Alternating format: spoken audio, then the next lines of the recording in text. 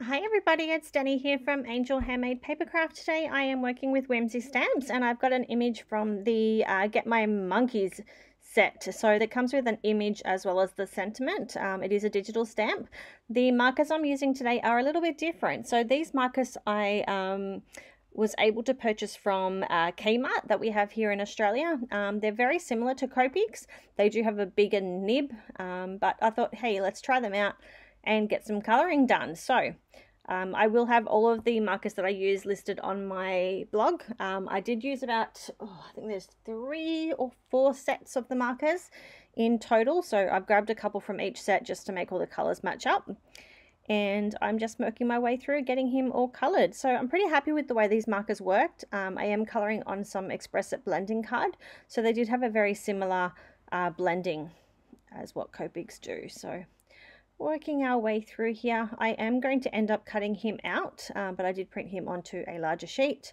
And I actually did have to do this twice because my camera wasn't working properly and I missed some of my video. So I do apologize if things do look a little bit different at the end. That's the reason for that.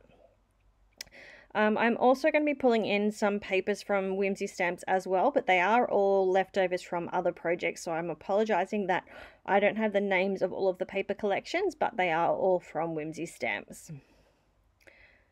So here I am. We are just about finished, just adding in a few of the final touches, and then we will put the card together. So this is kind of like a, I don't know, it's sort of Halloween-y, but not. The way that I put the card together, it doesn't have to be a Halloween image. You can use it for many other different things.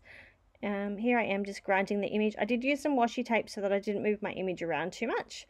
I'm going to run him through my Sizzix Big Shot just using a stitch circle die, and then I decided to colour the background in black. So I used the same markers and added in all of that shadowing.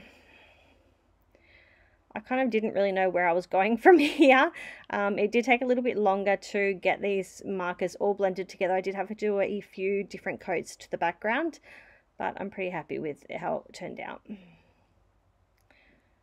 So we aren't too far off being finished. As I said, a few colours had to be layered down to get that nice blend through the background. I think it was just because they were drying so quickly, it didn't give that opportunity for the colours to sort of soak into each other.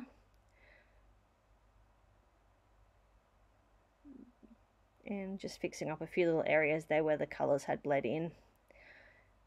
And we always need to go back and add some white gel pen in. So this is the new Sakura Jelly roll pens that I purchased.